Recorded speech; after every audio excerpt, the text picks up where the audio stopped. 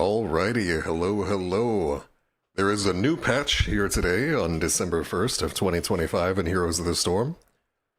And I intentionally chose not to read the PTR patch notes for this one leading up to it. I heard there were a lot of bugs with everything that was in there. There was a good amount of different changes and whatnot.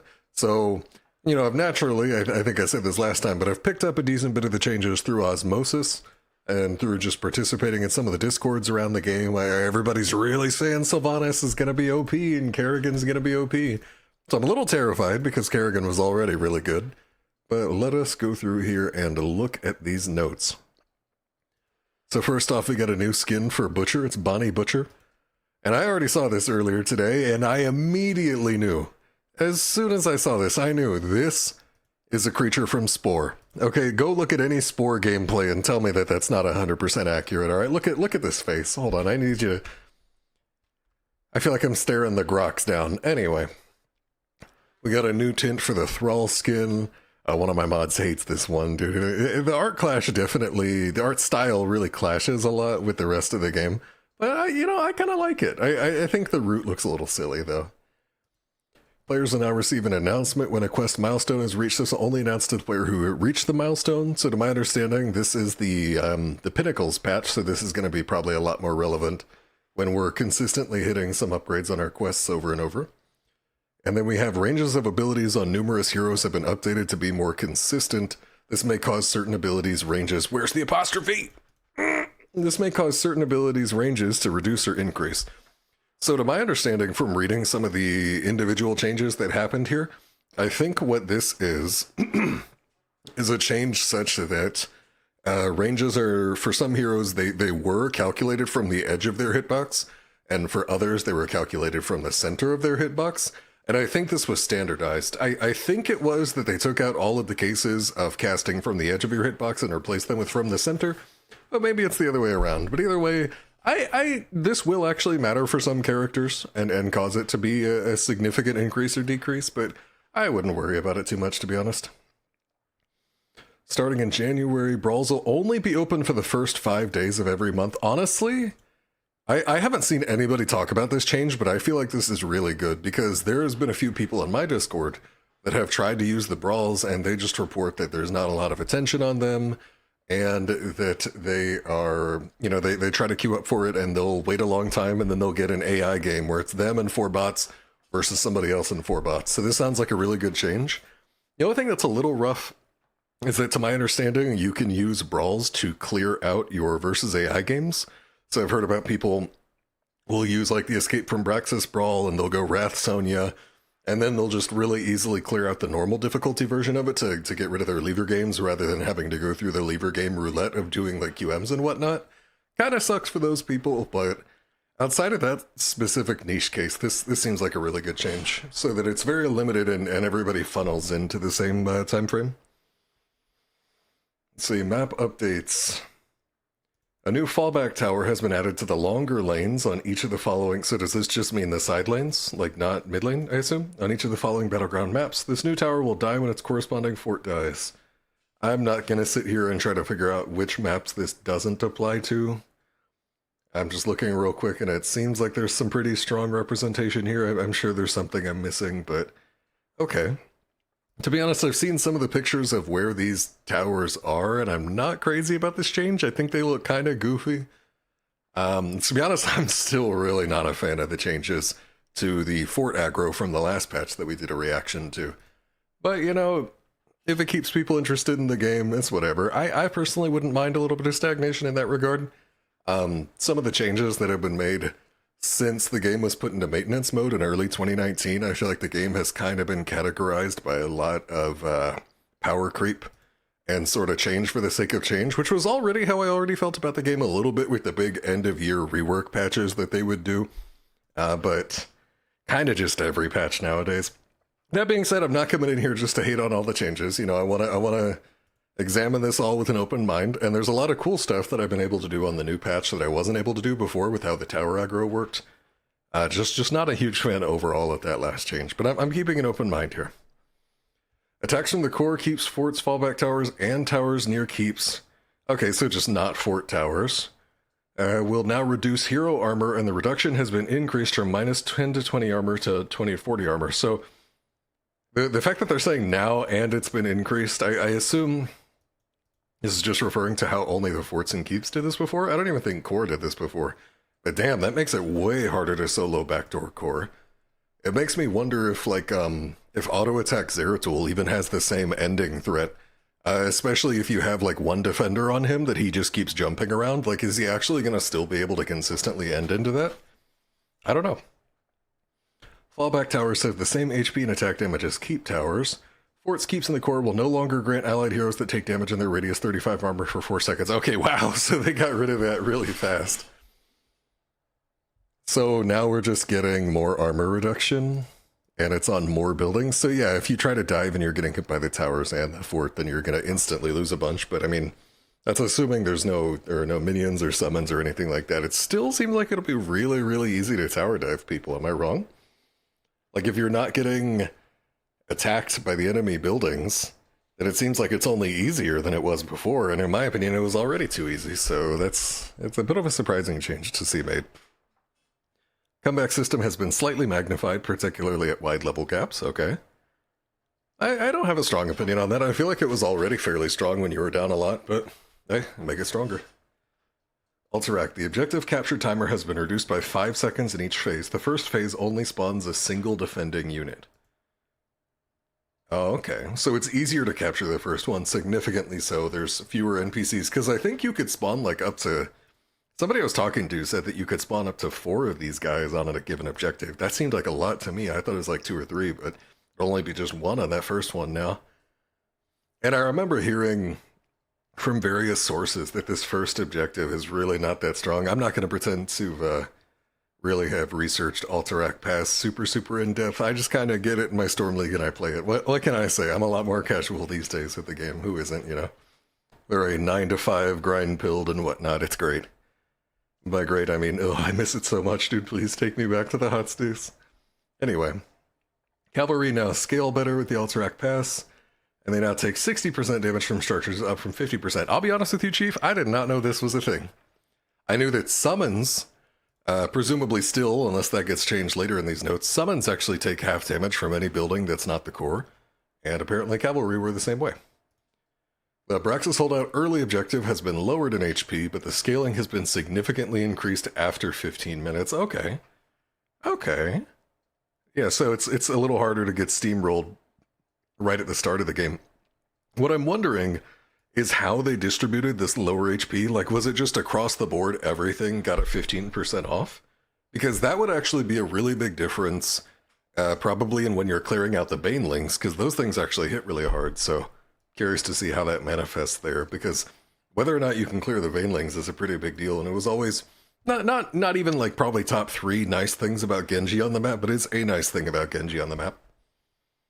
The Garden Terror's health scale's better, and the bulb damages itself faster.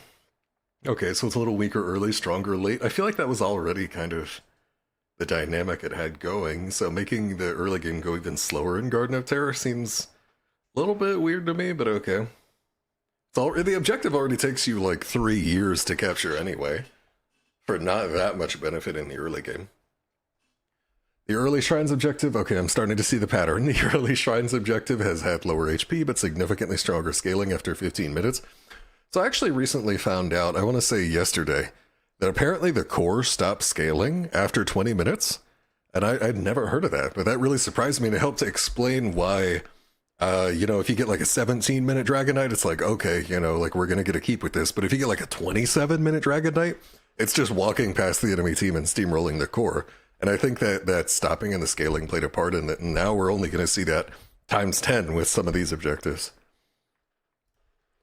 Nuke damage has been changed to flat scaling damage. Scaling is updated when a warhead is picked up. That's interesting. I would have expected it to be on cast. Okay, so then now if you're holding it for a long time, it won't have necessarily scaled at all. Nukes now deal double damage versus forts, keeps, in the core. Okay. So do we still have the burn mechanic? That's what it sounds like. It sounds like there's still the burn mechanic where like you auto attack and you refresh the burn. So still gonna lose your buildings in an instant if you're not defending. Which kind of seems like the theme with the Janitors patches lately. I don't know if y'all agree.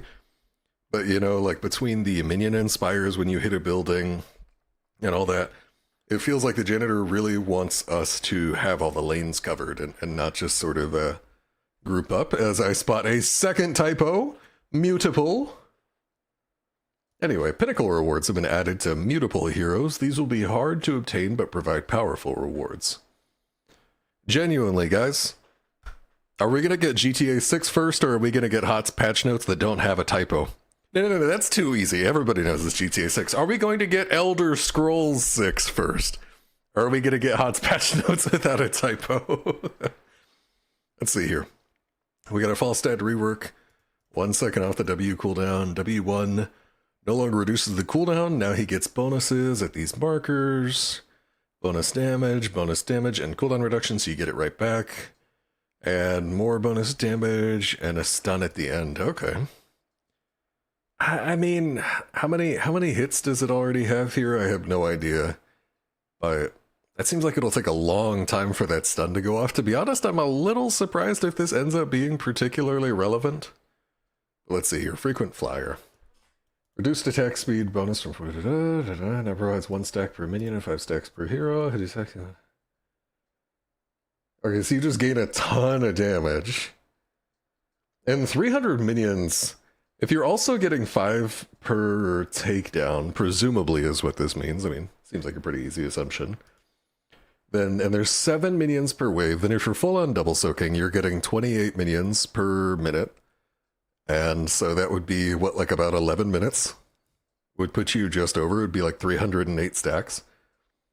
And so obviously you're not going to be full on double soaking for 10, 11 straight minutes, but you're also going to be getting some hero takedowns. It seems to me like you'd be hitting this like basically every time.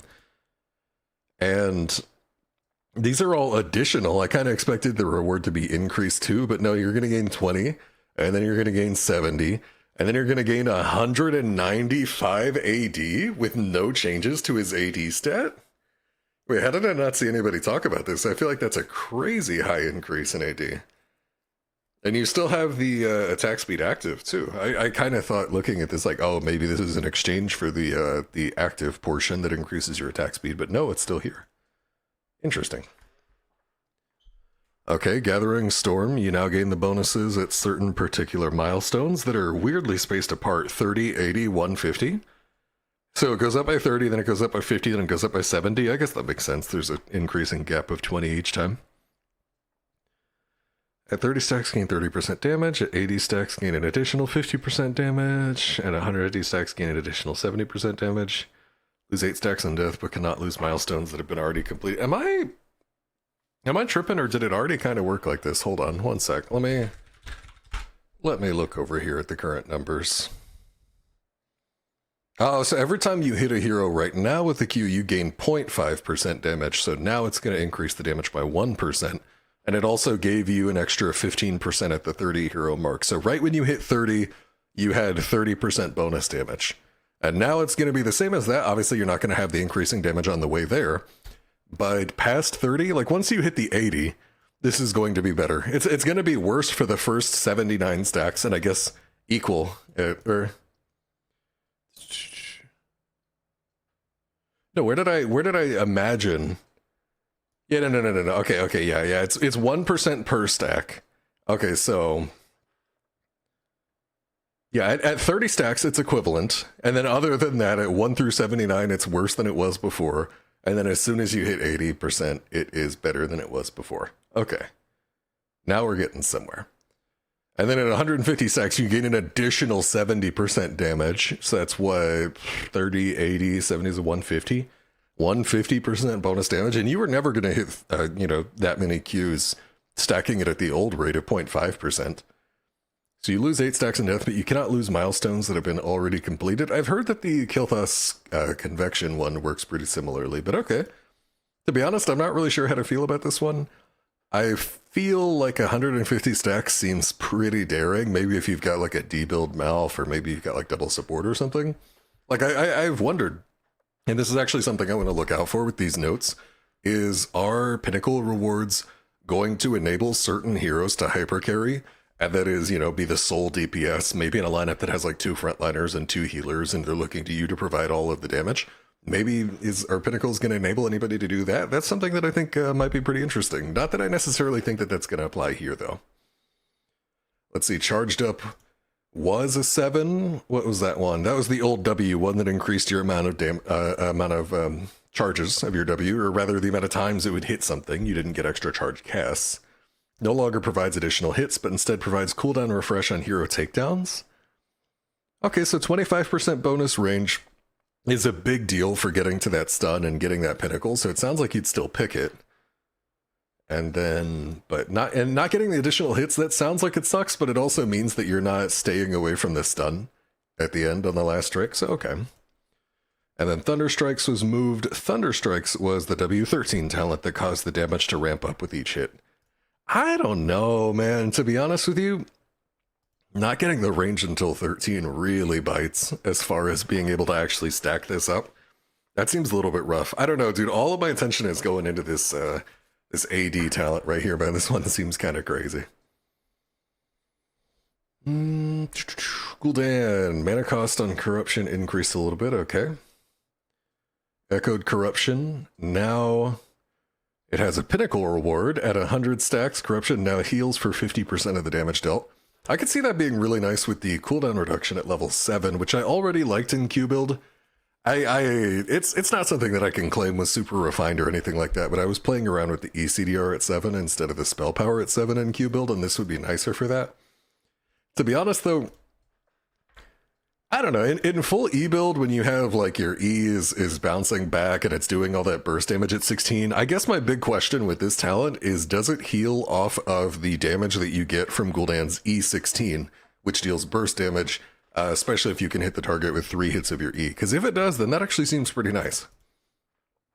And honestly, E build, if you ask me, E build could use some love anyway. I am of the opinion that it's not a particularly good build for a long time now for winning games on ladder.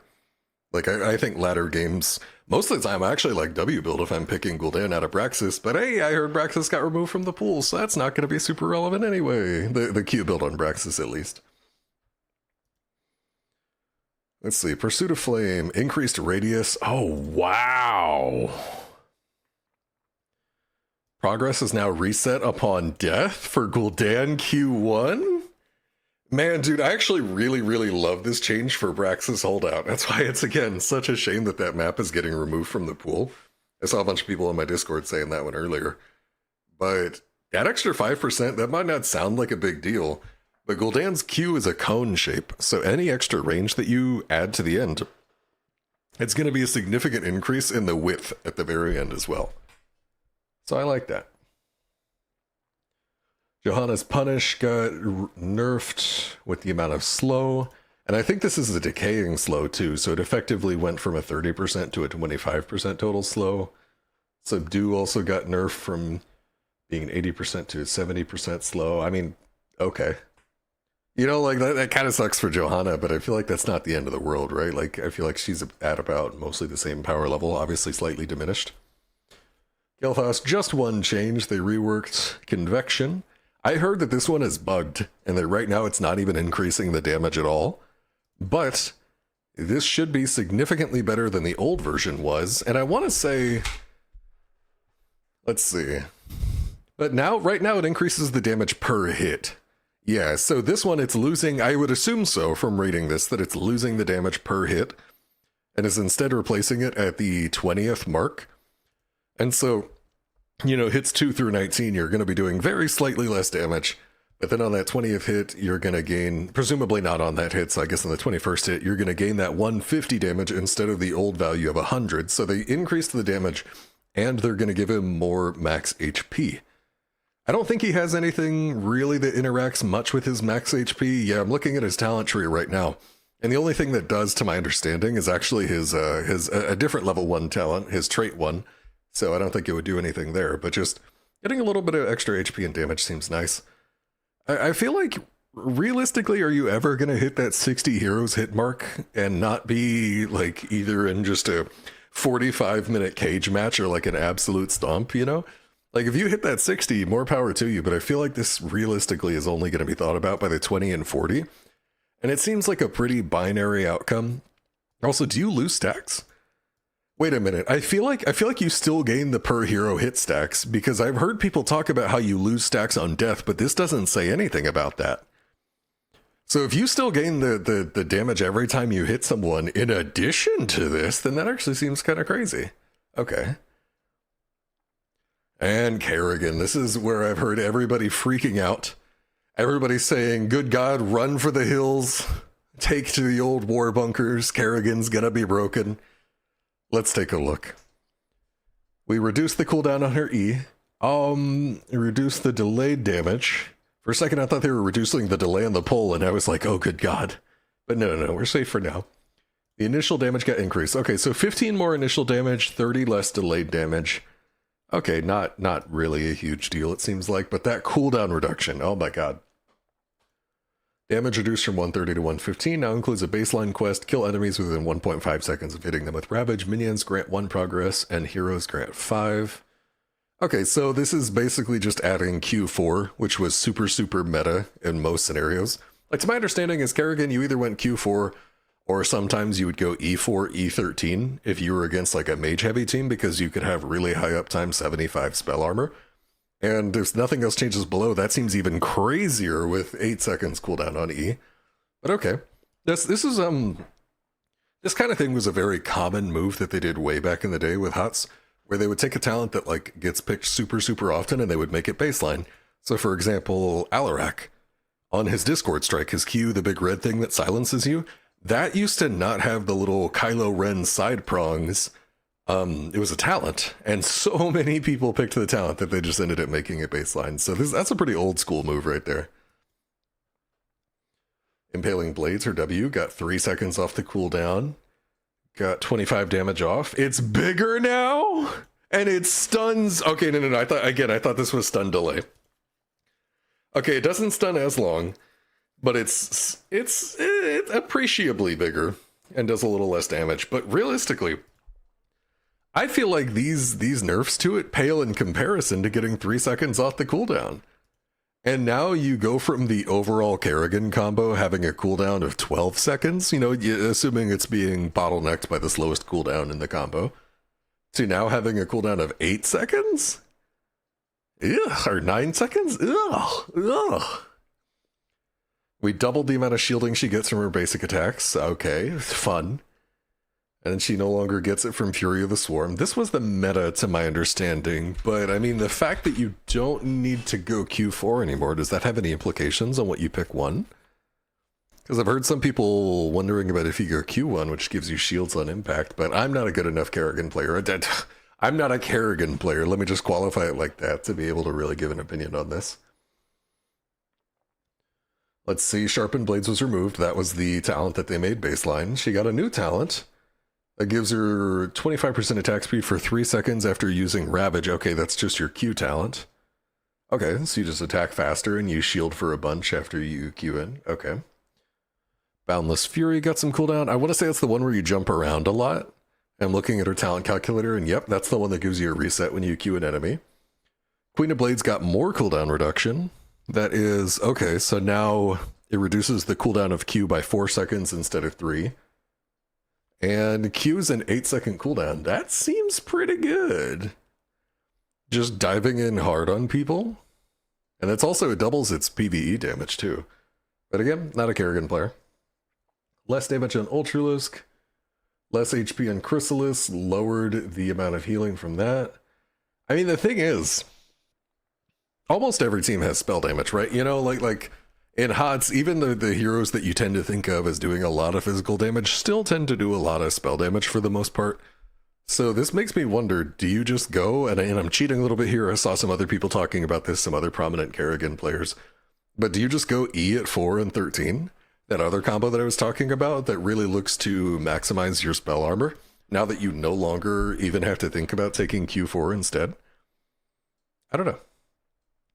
Level 16, Painful Spikes, the damage got reduced. That is the one that gives you just a flat amount of damage every time you hit an enemy after you stun them with W.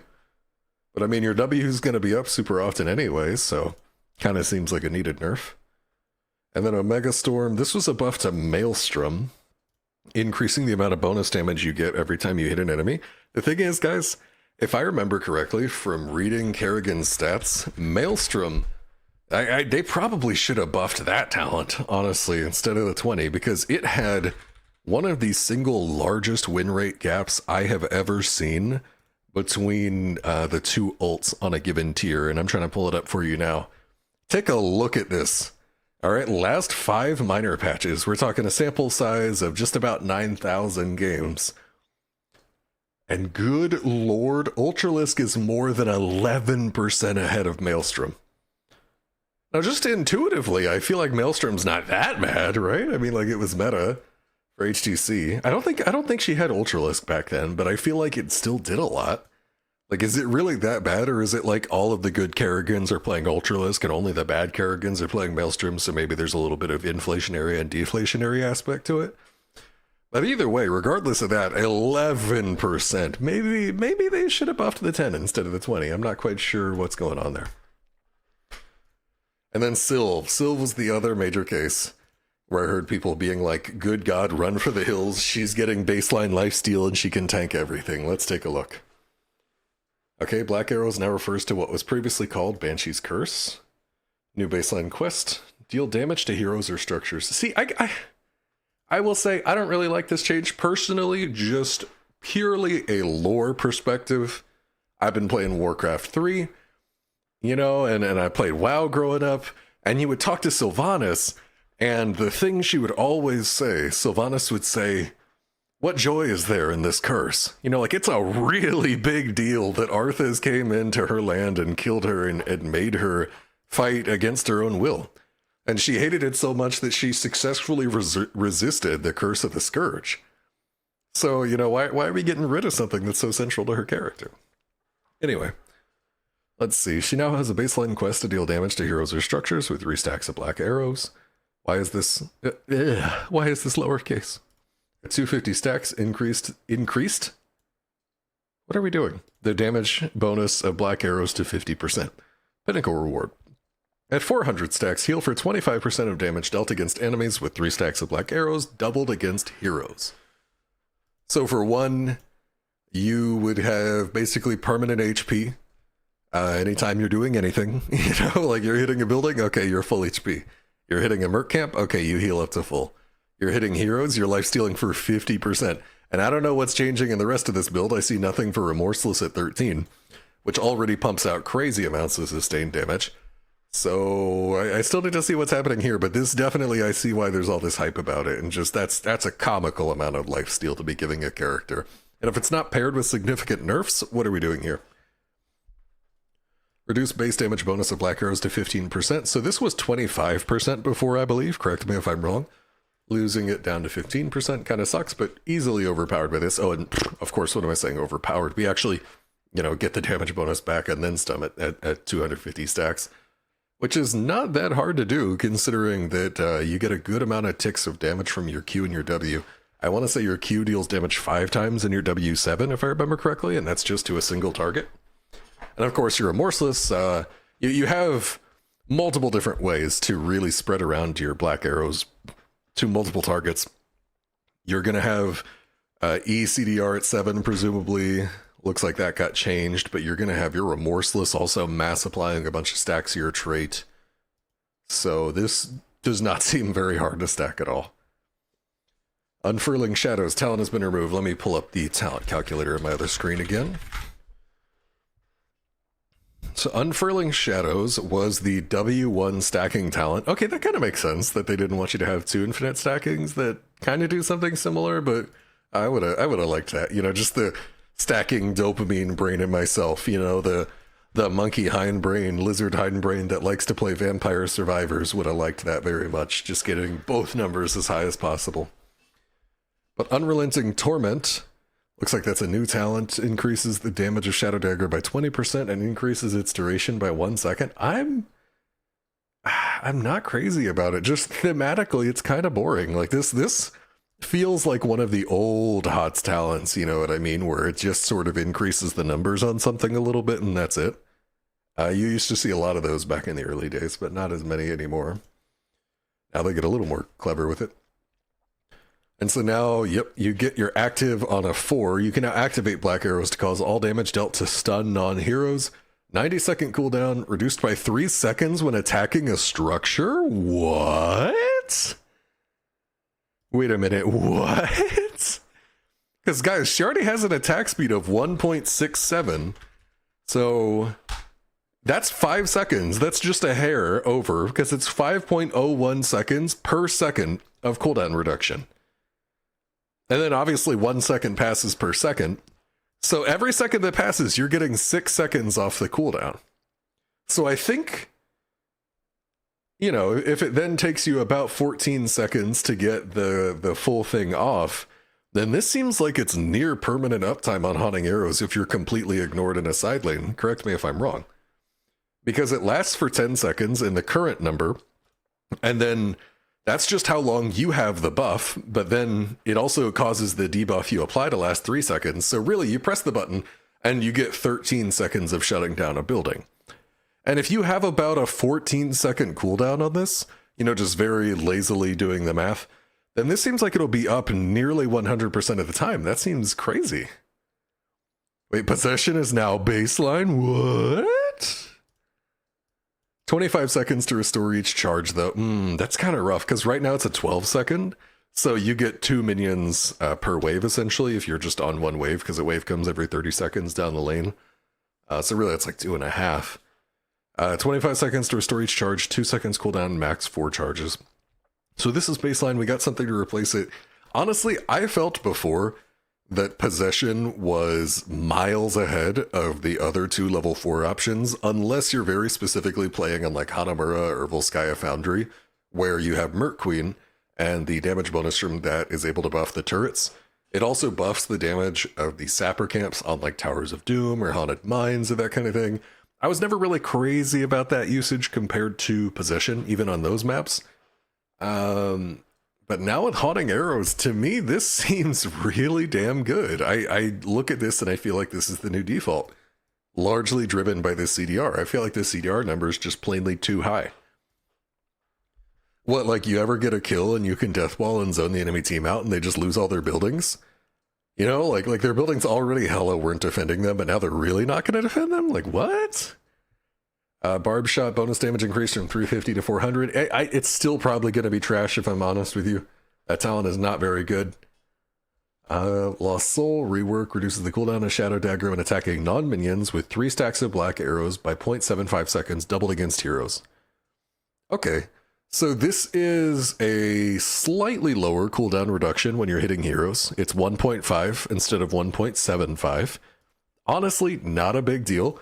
But the fact that you're getting it when hitting non-minions means that you're clearing mercs faster, you are killing the Dragon Knight faster, you know, you're killing buildings faster as if she already didn't have good enough siege.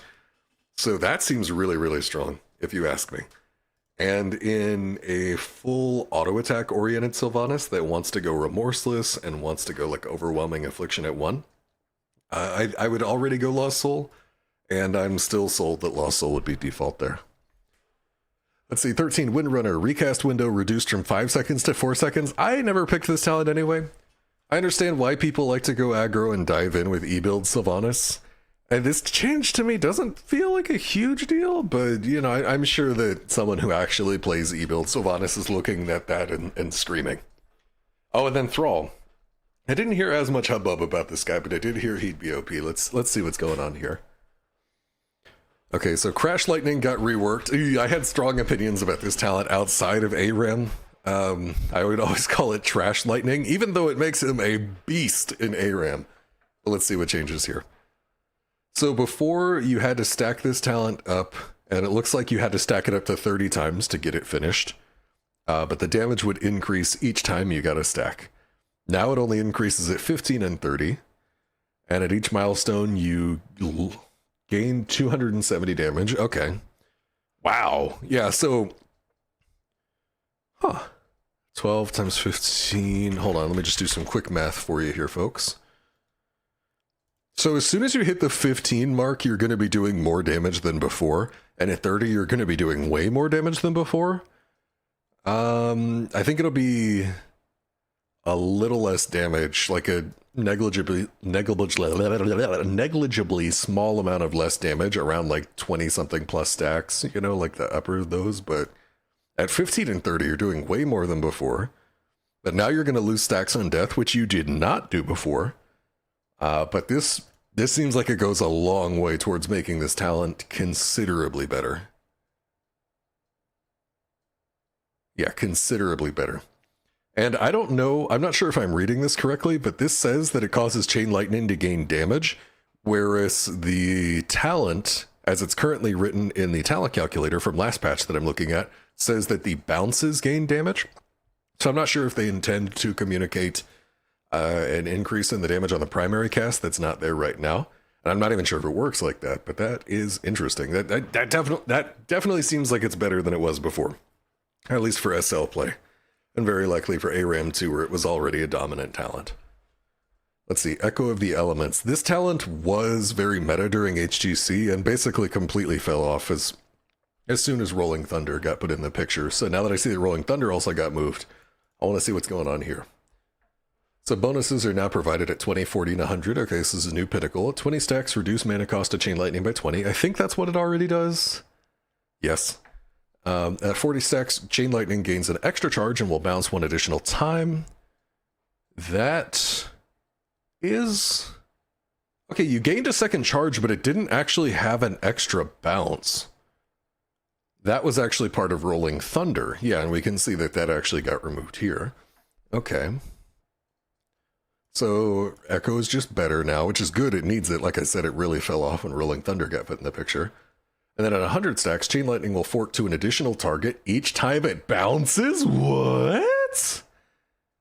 Huh? Wait, that would be so many charges of your trait. Oh, I mean, getting 100 last hits on heroes, on like minions that have been hit by your Q would be really annoying. And I feel like, oh man, people are going to get flamed for this one. Like, bro, WTF, I picked Echo, help me last hit. And then this is especially bad if your teammates have any of the effects that insta-kill minions, such as like Hanzo's Ignore All Distractions or Sylvanas' Possession, which is now every Sylvanas game. And I think Asmo's D, like the Demonic Lieutenant insta-kill, like stuff that insta-kills minions from heroes actually doesn't stack quests. So that's, if that doesn't work with this, then that's actually going to be really irritating if you've got one of those combos on your team. But all right, Rolling Thunder, not only was it moved from level 1 up to 7, but it also got a nerf. Surely a talent that was a level 1 and is now worse is just bad now, right? Am I wrong? Why would I pick a level 1 talent but worse at level 7? Surely it's bad. Let's see, Maelstrom Weapon. Maelstrom Weapon was the E stacking, like you just gained attack damage every time you hit someone with E. Now it's on 1. I love that they do that, by the way.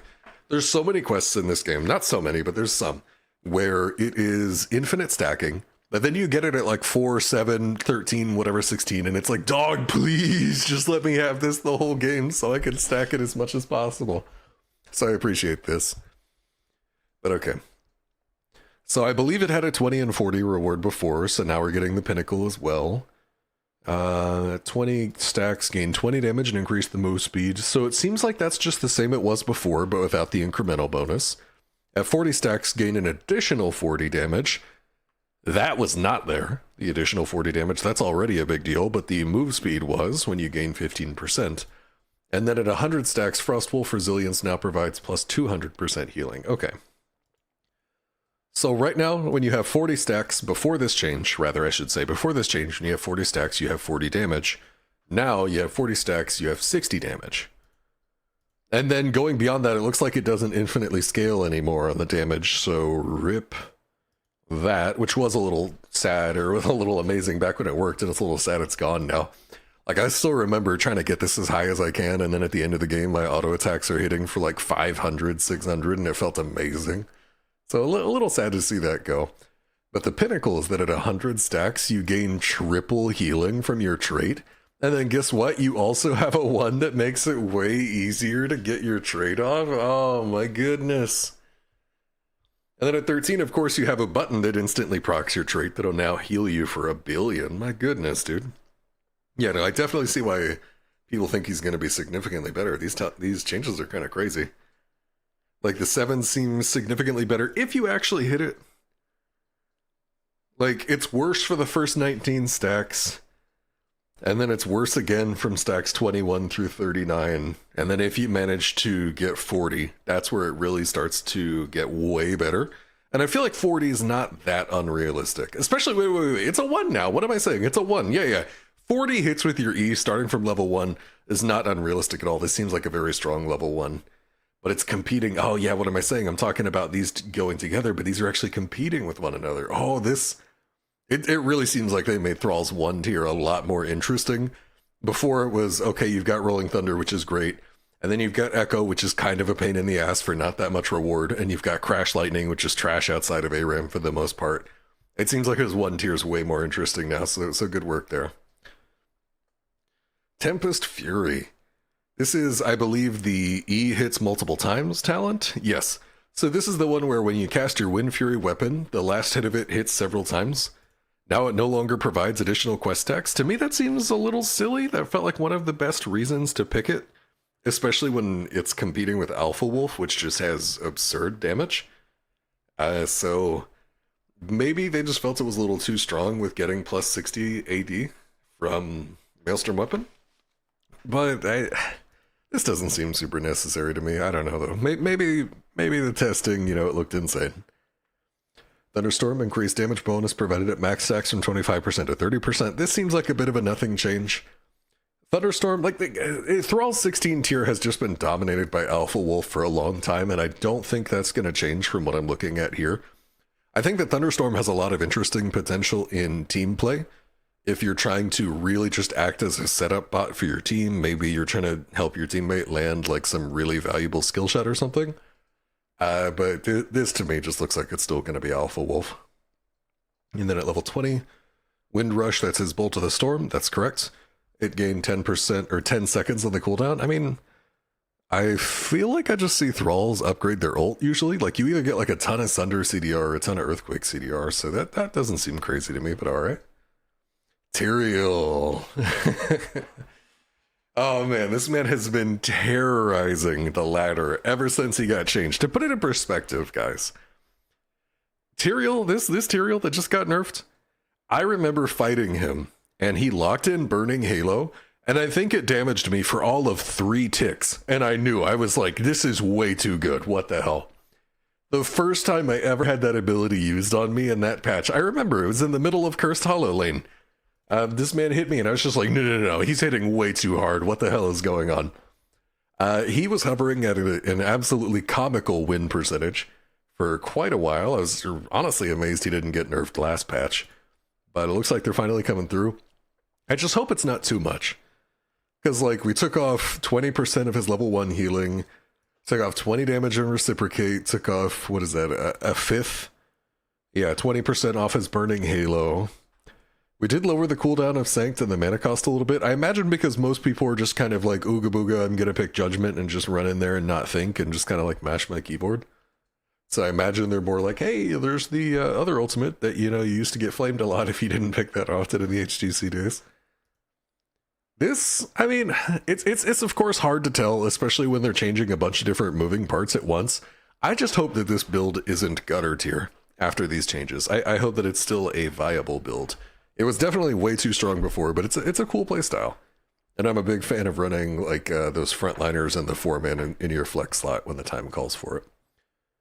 Let's see, Aspect of Justice. This is his new manually activate his trait button. It got the cast time reduced a little bit. That makes it significantly less reactable. And it gains more cooldown reduction per enemy hit. Okay. I have nothing to say about that. Zul'jin, very slight AD nerf. Hey, they uncapped his stacks again, baby! It felt pretty bad, to be honest, to have a Zul'jin that had a cap on his stacks. I understood why they did it, because he was so dominant in ARAM compared to the regular game. Losing 15 stacks on death seems pretty reasonable. Honestly, I feel like I used to see him all the time because he was very popular with certain players, like Hosty, that played him a lot in the NA ladder back in the day when it was a little bit more alive, but now this doesn't feel that relevant to my games personally. But I mean, Just purely from a perspective of feel, I think it feels fair for him to lose stacks on death, and I think it feels really good for the Zul'jin player to actually go back to the infinite stacking, because that was something that Zul'jin players loved. So yeah. Headhunter got increased damage bonus per kill from 2% to 2.5%. I don't see this making it better than the competition. Like, if you're fiestaing, I feel like you'd still want the bonus stacks, especially now that there's no longer a cap. Like, I feel like you'd either want the bonus stacks from recklessness, or you'd want the Q on for everything the Q build does so well on Zul'jin, like shred buildings and shred tanks. Bug fixes, Blackheart's Bay. Fix an issue that caused the battleground objective to not start. I can't think I ever experienced any of this stuff. Cho'Gall. Okay, now we're getting into the kind of boring stuff with the bug fixes. You know, this stuff isn't super flashy, but I do really appreciate that whoever's making these changes does have an eye for just little bug fixes and little quality of life things. I think that's really nice, and I appreciate you out there, Janitor. Well done. Let's see, got some things that were slightly bigger than the cast range. Things that didn't spawn with the correct amount of doubloons. Yeah, visual indicators wrong. I remember there was a bug. I think this is what this is talking about. Yeah, fix an issue that caused Big Top Gazlo. So this skin of Gazlo, you would cast laser with the little mini lasers alongside you, and then those graphics would just stay on the map for the rest of the game. I honestly thought they fixed this by now. That's kind of crazy it was in that game that long, but hell yeah. Makes me now wish that I would have had that skin and just dropped the lasers all over the place. Living Bomb will not activate its effects on a target that becomes immune to Living Bomb. What does that even mean? Like, what? Would it stay on you if you got, like, Divine Shield or something? Living Bomb will now apply its effects if the target dies with Living Bomb. I honestly thought that's how it already worked. But okay, cool. I genuinely thought that's how it already worked, but okay. Fix an issue that causes Adrenaline Rush to not display the base duration in its tooltip. Okay, it's just tooltip changes. Oh, this Tychus change is actually really nice. You can retarget his Q, the big blast in a cone, in a direction. Even if there's no valid target. And it'll just, oh, wow, they gave him a better D-stealth. That's such a more consistent D-stealth for stuff like Valera than his grenade is. It covers a bigger distance for longer. If Overkill is active and there are no possible targets, Overkill will no longer be cancelled and instead will start firing in the direction of the last primary target. Okay, so for those of you that are unaware, because this seems like it'll probably be more relevant now, if you find yourself in a situation as Tychus where you really need to cancel your Q and you don't know how, I don't know if there's a better way to do this, but I know that you can actually beast up, like you can start your Hearth for a second and it'll cancel your Q. I'm sure there's a better way that I just don't know off the top of my head, but that does actually seem like you will need to know the possible ways to cancel Q now. But I really, really like this change. And I'm happy that I didn't skip over the bug fixes, because I have not heard a single person mention this. But like, this is better creep clear, this is better D-stealth, this just feels good, dude. I really like this. It's better bush checking. Oh, I really like this. This is so vague. Fixed hatred tooltip. Fixed an issue that caused Storm of Vengeance to not grant 2 attack speed per stack, 2%. Yeah, I saw this. That was actually a really big deal, because one of the major, in my opinion, niches for this talent is when you are core racing. Such as, like, maybe they're all dead and you're trying to kill their core, or maybe they're also rushing your core. And so you just take Storm of Vengeance for maximal building DPS, and it wasn't giving it to you. So, you know, great that they fixed that. And then just more fixed tooltips, and that's it. All right, that is the whole patch, everyone. I feel like this took quite a while to get through, but really there was just a ton to talk about here. But I genuinely find these changes pretty exciting. Last patch I was very, very skeptical about, and to be honest, there's still some things in here that really give me pause. Kerrigan was already one of the best characters in the entire game. She wasn't super popular, but the people that did play her, you know, those Kerrigan mains, they were just stomping everybody. Sylvanas is already decent, and now she seems like she's going to be insane. Thrall, I don't think he seems like he's going to be like super OP. Maybe he will. Maybe this talent just turns out to be bonkers, right? I don't know. But that's at least making him more interesting, especially like what I was talking about with the one. Outside of the Sylvanas and Kerrigan changes, overwhelmingly a great patch, if you ask me. Still a little skeptical about those, but I'm quite excited for the future of the game. Alright, everybody. Thank you for watching. This has been a blast. I'll see you next time.